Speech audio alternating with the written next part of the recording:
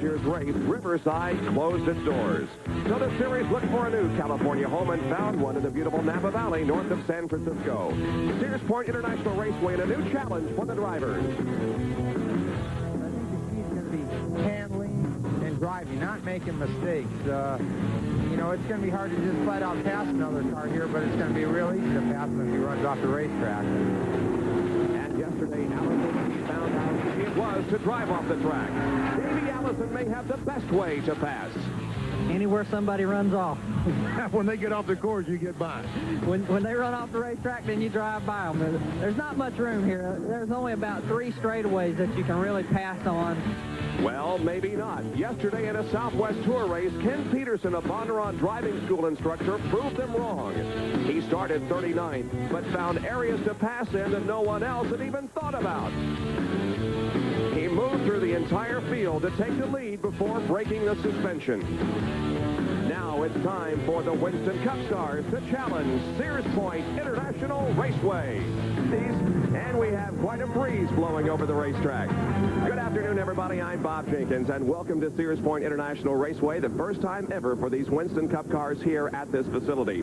It's a 2.5-mile road course, a lot of unknowns as we go into this race. Of course, most of these drivers aren't very experienced on the road courses. Now, as far as the point standings are concerned, after last week's race at Dover, the point standings changed with Darrell Waltrip holding on to a very narrow 2-point lead over Dale Earnhardt. Mark Martin moved up to 3rd in points. He starts 2nd in today's race. Jeff Bodine is 4th in the point standings, and Rusty Wallace moves up to 5th, and he starts from the pole in today's event. Now, there have been a lot of incidents on the racetrack so far in the practice and in the qualifying. For more on that story, let's go to Jack Arute. Well, Bob, almost for the last 2 years, every time we've gone on the air, we've had to talk about tires and how they were going to come into play during the course of the race.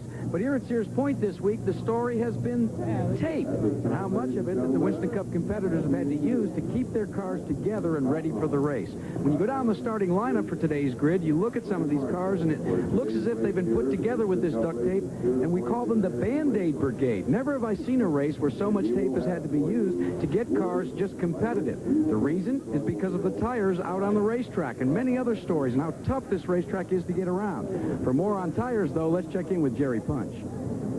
Well, Jack, normally the story here would be a lot of tires on pit road prior to the start of a race. Many teams would have 10, 12, even 15 sets of tires mounted. But take a look today. There are only like 3 or 4 sets here that each team will have.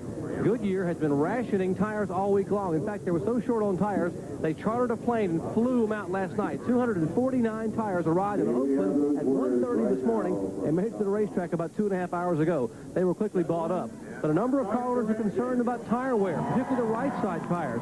In fact, during practice, the car owners have said, be careful and don't use up the tires.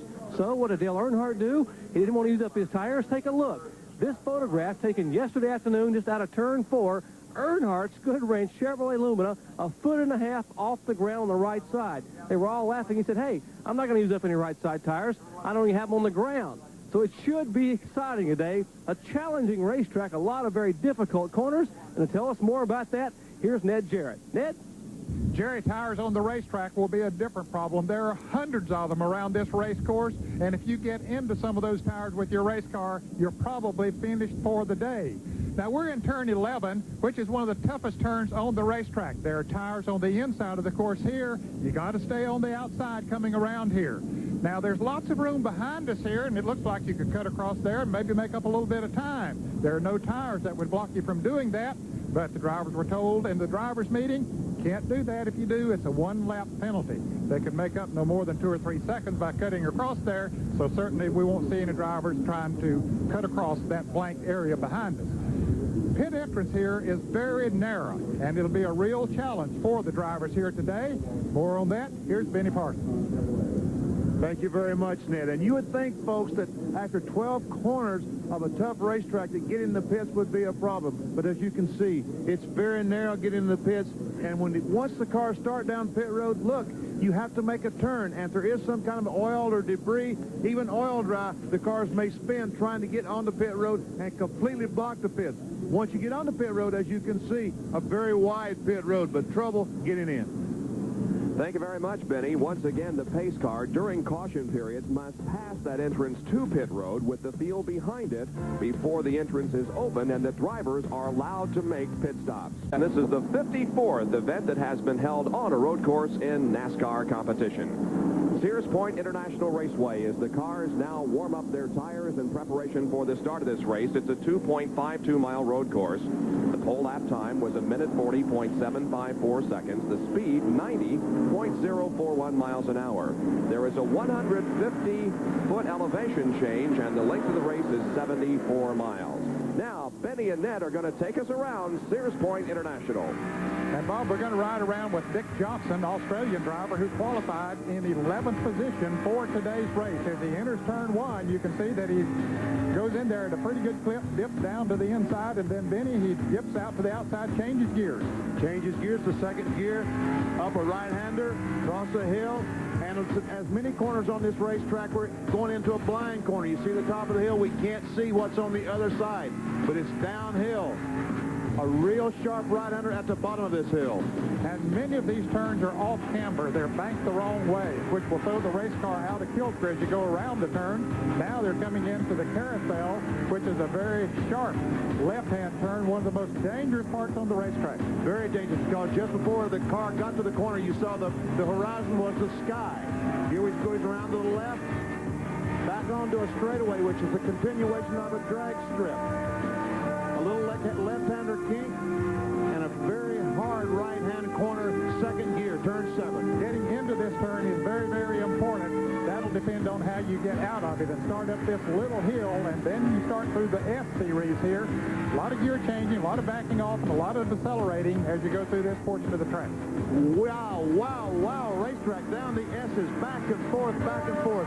Now we're getting to the high-speed part of the racetrack, high gear. This is probably the fastest part of the racetrack.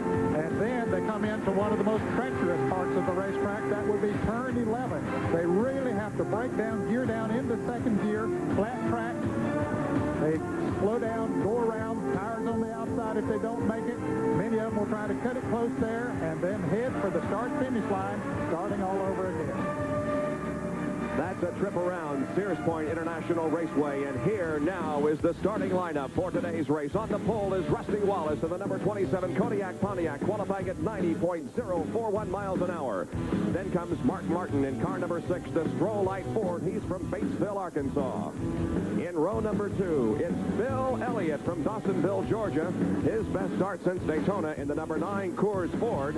Outside of that second row will be the number 26 car, driven by Ricky Rudd from Chesapeake, Virginia, the Quaker State Buick. In row number 3 for today's race is Ken Schrader from Fenton, Missouri, driving the Folger Chevrolet. The car number is 25.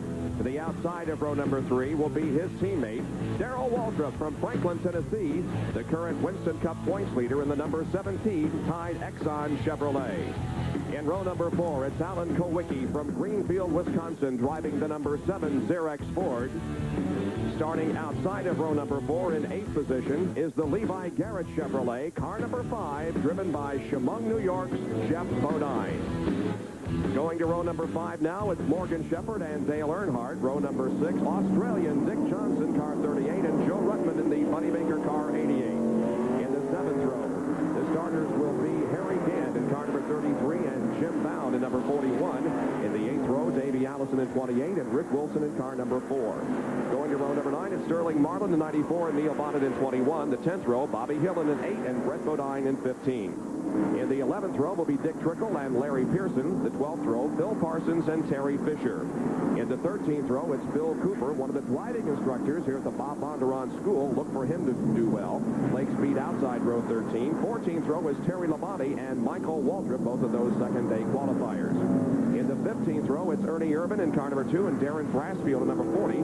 Herschel McGriff, the 62-year-old veteran, starts inside row 16, and Troy Beebe in 93 will start outside that row. He participated yesterday, both of these pilots did, as a matter of fact, in the Southwest Tour event.